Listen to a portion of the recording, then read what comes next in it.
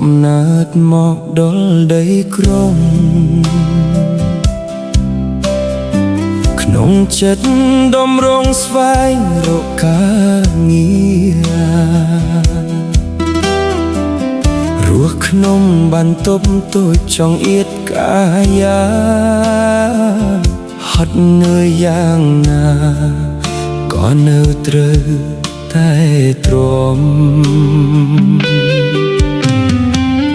ចូលធ្វើការងារក្នុងរោងចក្រមួយ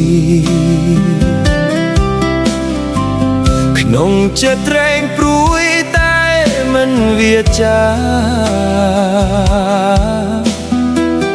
ថែមម៉ោងយប់ជ្រៅព្រោះតែដុល្លារស៊ូទ្រាំណាស់ណាដើម្បីអនា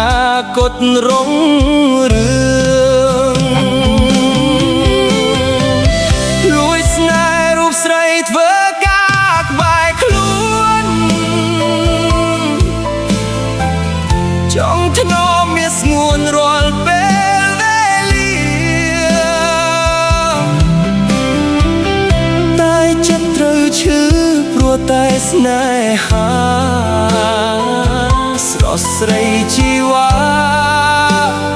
មានចាស់ទៅហើយ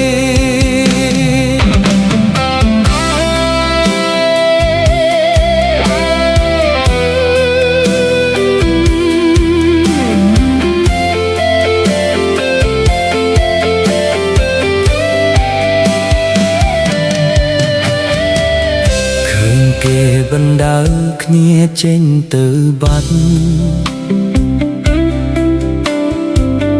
បេះដូងចាយខ្ចាត់ព្រោះបងវាក្រ